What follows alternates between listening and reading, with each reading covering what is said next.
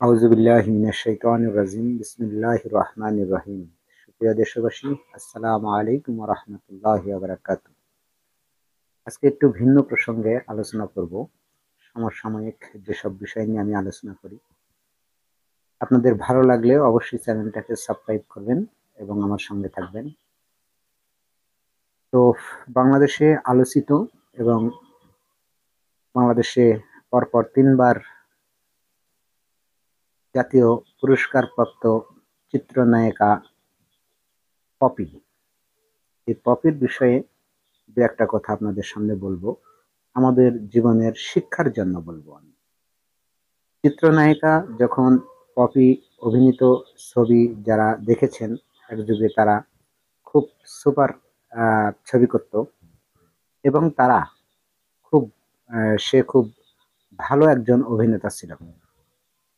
কদিন আগে তার একটা ব্যক্তিগত ভিডিও ভাইরাল হয়েছে, আপনারা দেখেছেন, যে তিনি সেখানে দাবি করেছেন যে আমি যে অভিনেতা, তো সেই অভিনেতার আহ, আমাকে আমার মা অভিনেতা বানিয়ে না বানিয়ে আমাকে একজন ভালো ডাক্তার, ভালো ইঞ্জিনিয়ার বা একজন কোরআনের হাফেজ বানাতে পারতো।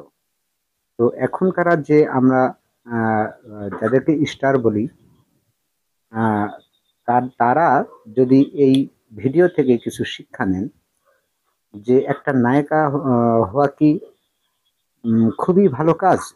নায়িকা হলে তো ভালো ঘরে বিয়েই হয় না। এরকম কিছু আবেগঘন কথা তিনি তার জীবন থেকে বলেছেন এবং সেটা মিডিয়াতে ভাইরাল হয়েছে, আপনারাও সেটা জানেন। চলুন আমরা তার মুখ থেকে সে কথাটা শুনে আসি। আমার বাপ মা আমাকে পড়াশোনা করায় ভালো ডাক্তার বানাতে পারতো, ইঞ্জিনিয়ার বানাতে পারতো, একজন কোরআনে হাফেজ বানাতে পারতো। অনেকে ব্যঙ্গ করে বলে, আপনার মা আপনাকে নায়িকা বানাইছে। নায়িকা বানানোটা কি খুব কৃতিত্বের কাজ? আমি ক্যামেরায় একজন ভালো অভিনেত্রী, ক্যামেরার সামনে স্ক্রিপ্ট পড়েছি, ডিরেক্টরের ডিরেকশন ফলো করেছি, হয়তো 3বার ন্যাশনাল অ্যাওয়ার্ড পেয়েছি। একজন ভালো অভিনেত্রী হিসাবে পুরস্কৃত স্বীকৃতি পেয়েছি আমি। কিন্তু বাস্তব জীবনে আমি খুবই কাছে একজন অভিনেত্রী। তো আপনারা শুনলেন চিত্রনায়িকা পপির সেই সাক্ষাৎকার আলোচিত। মহান আল্লাহ রব্বুল আলামিন কোরআনের সূরা আসরে একটা কথা, 4টি আয়াত নাজিল করেছেন। তার মধ্যে সর্বপ্রথম বিসমিল্লাহির রহমানির রহিম, ওয়াল আসর মানে সময়ের কসম, ইন্নাল ইনসানা লাফিল খুস নিশ্চয়ই প্রতিটা মানুষ ক্ষতিগ্রস্তের মধ্যে রহিয়াছে, ইল্লাল্লাযিনা আমানু ওয়া আমিলুস সালিহাত তারা নয় যারা সৎ কাজের আদেশ করে এবং অসৎ কাজের নিষেধ করে এবং হকের পথে আছে, ওয়াতাওয়াসাউ বিল হক ওয়াতাওয়াসাউ বিস সাবর, এবং তারা সত্য ও ন্যায়ের পথে আছে এবং ধৈর্যের উপর অটল আছে। তো আল্লাহ রব্বুল আলমিনের এই আয়াতটা বাস্তবিক জীবনে যদি আমরা এই মহাতারকা থেকে যদি আমরা গ্রহণ করি, তাহলে দেখি পৃথিবীতে যারা রাজনীতিবিদ আছেন বা আমরা যারা সচরাচর চোখে মনে করি যে এই ব্যক্তিটা সফল বা এই ব্যক্তিটা খুব ধনাঢ্য বা এই ব্যক্তিটা অনেক টাকার মালিক, সম্পদের মালিক, সে মনে হয় জীবনে সাকসেস হয়েছে। আসলে ব্যাপারটা এমন না। আল্লাহর ভাষায় যে ব্যক্তি মানুষ মাত্রই ক্ষতিগ্রস্তের মধ্যে রহিয়াছে, যেহেতু পৃথিবীটাই একটা ক্ষতির আশঙ্কার মধ্যে আমরা আছি, যে কোনো সময় যে কোনো মানুষ ইমানহারা হয়ে যেতে পারে। তো এই কারণে আল্লাহ রব্বুল আলমিন তিনি সময়ের মানে পৃথিবীর মধ্যে সবচেয়ে দামি যে জিনিস, সেই জিনিসটা হলো সময়। সেই সময়ের কসম খেয়ে আল্লাহ রব্বুল আলমিন বলেছেন যে সময়ের কসম, প্রত্যেকটা মানুষ ক্ষতিগ্রস্তের মধ্যে রয়েছে, তাহারা নয় কারা, যারা সৎ কাজ করে এবং সৎ হকের পথে অটল আছে এবং যারা ধৈর্যধারী। তো আল্লাহ রব্বুল আলমিনের এই আয়াত থেকে বাস্তবিক যে শিক্ষাটা আমরা গ্রহণ করতে পারি, সেটা হলো কি, যে এই চিত্রনায়িকা পপি যে অভিযোগটা করেছেন তার পিতামাতার বিরুদ্ধে, যে তারা ইচ্ছা করলে আমাকে এই নায়িকা জগতে না পাঠিয়ে আমাকে হয়তো আরো কোরআনের একজন হাফেজ বানাতে পারত। হ্যাঁ, এই অভিযোগটা আহ, যদি এই পৃথিবীতেই আজ থেকে ধরেন যে 10 কি 15 বছর আগেই আহ, এই অভিনেত্রী অভিনেতা আহ, অভিনয় করেছেন, তো এই 10 থেকে 15 বছর পরেই যদি সে তার মাকে কি তার বাবাকে কি তার অভিভাবককে যদি এরকম পৃথিবীতেই যদি ঘটনাচক্রে যদি তার বিরুদ্ধে অপবাদ দেয় বা যদি অভিযোগ তোলে যে আমার মা কি আমার পিতা আমাকে এরকম কাজ করেছে, তারা ধর্মীয় শিক্ষা দেয়নি, তাহলে মহান আল্লাহ রব্বুল আলামিন যে বলেছেন যে কিয়ামতের দিনে যে পিতামাতাকে সন্তানের জন্য দায়ী করা হবে, এর যে সততা সেটা কিন্তু আমরা এই প্রেক্ষিতে এই জগতেই আমরা পেয়ে গেলাম যে আমরা যারা পিতা আছি তারা যদি আমাদের সন্তানকে একজন নায়ক, একজন গায়ক, একজন শিল্পী, একজন শিল্পপতি, এই যে জিনিসগুলো বানানোর চাইতে যদি আমরা তাদেরকে ধর্মীয় শিক্ষা এবং তাদেরকে যদি একজন আলেম ওলামা, শুধু আলেম হয় যে তার পক্ষে যুক্তিযুক্ত তাও কিন্তু না, এখানে ফরজে কিফায়ার কিছু বিষয় আছে, কিছু বিষয় আছে যেমন জ্ঞান অর্জন, কোরআনের জ্ঞান সবার ভিতরেই থাকতে হবে, সেটা নারী হোক এবং পুরুষ হোক। কিন্তু এখানে ফরজে কিফায়াও আছে, সেখানে হলো একজন ডাক্তার, একজন সমাজসেবক, একজন মাস্টার, একজন আদর্শ নাগরিক, এসব কিন্তু ফরজে কিফায়া।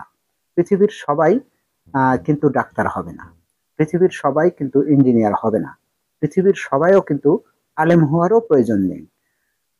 কোরআনের জ্ঞান যখন আপনাদের থাকবে, কোরআনকে যদি আপনি কোরআন হিসেবে ধর্মীয় গ্রন্থ হিসেবে এবং আমাদের বাস্তবিক জীবনের চলার পথে হিসেবে আমরা গ্রহণ করতে পারি, বা যে ব্যক্তি পারবে সে যদি একজন সফল ডাক্তারও হয়, তার দ্বারা আল্লাহ বলেছেন যে অনেক সমাজের খেদমত হবে, সেটা হবে ফরজে কিফায়া। অনেকগুলো মানুষের মধ্যে কিছু সংখ্যক মানুষ যদি ডাক্তার হয় তাহলে ডাক্তার হওয়া ফরজে কিফায়া, আপনার মাস্টার হওয়াও ফরজে কিফায়া, আপনি একজন আদর্শ ব্যবসায়িক হবেন সেটাও ফরজে কিফায়া, আপনি একজন রিক্সা চালক হবেন সেটাও ফরজে কিফায়া। তো এই বিষয়গুলো আমাদের লক্ষ্য করতে হবে। আমরা যারা পিতা বা যারা সংসারে এখনো দায়িত্বে আছি, আমাদের যারা ছেলেপেলে আছে, তাদেরকে সর্বপ্রথম আমরা ধর্মীয় শিক্ষা দেব এবং তাদেরকে সবচেয়ে বড় বিষয়গুলো যেসব যেসব ধর্মের সাথে সম্পৃক্ত সেগুলো প্রাথমিকভাবেই যদি আমরা তাদের শিক্ষা দিতে পারি, তাহলে সে ব্যক্তি যদি ডাক্তার হয়, সে যদি একজন মাস্টার হয়, সে যদি ভালো একজন সৎ নাগরিক হয়, সে যে সেক্টরেই যাক, তার কিন্তু কোরআনের জ্ঞানটা ভিতরে থাকবে এবং তার দ্বারা পৃথিবীতে কোনো অকল্যাণ কোনো কাজ হবে না। এবং আমরা পিতারা আছি যারা, তারা পরকালে কিন্তু এই অভিযোগ থেকে আমরা নিস্তার পাবো যে আমার সন্তান আমাকে বলতে পারবে না যে তুমি আমাকে কেন কোরআন শিক্ষা দাওনি, তুমি আমার পিছনে লক্ষ লক্ষ টাকা খরচ করেছো, কোচিং সেন্টারে ইংলিশ মিডিয়ামে পড়াইছো, বা আমাকে শিল্পী বানিয়েছো, আমাকে নায়িকা বানিয়েছো, কিন্তু তুমি একজন আলেমের শিক্ষা দাওনি আমাকে, কোরআন শিক্ষা দাওনি আমাকে। এই অভিযোগগুলো কিন্তু আমাদের সাথেও করবে আমাদের সন্তানেরা। এটাই এই যে বাস্তবিক আমরা দেখলাম যেটা, সেটা এই জন্য আমি সকল অভিভাবক যারা আছেন, একজন নারী কখনো একা জাহান্নামে যাবে না, এই বিষয়টা খেয়াল রাখবে। আল্লাহ রব্বুল আলামিন বলেছেন যে কোনো নারী আহ, একা জাহান্নামে যাবে না, সে কমপক্ষে 4 জন পুরুষকে সঙ্গে নিয়ে আগে জাহান্নামে পাঠিয়ে তারপরে আসেন সেই পুরুষটা, সেই মহিলা জান্নাতে জাহান্নামে যাবে। তার মধ্যে 1 নাম্বার হলো তার গার্জেন, সেটা হলো কি তার পিতা, তার পিতা এবং তার স্বামী, তার বড় ছেলে এবং বড় ভাই, এই লোকগুলো আগে জাহান্নামে পৌঁছে দেওয়ার পরে আসেনি সেই মহিলা যাবে।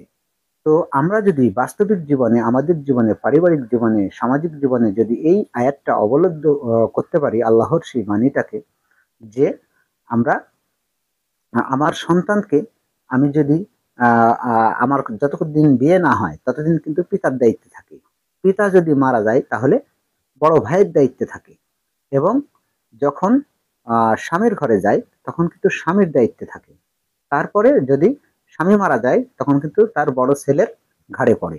এই 4 জন ব্যক্তি কিছুতেই একজন নারীর আহ, আহ, দুজকে যাওয়ার আহ, আগে এই চারজনকে আগে দুজকে নিয়ে যাবে।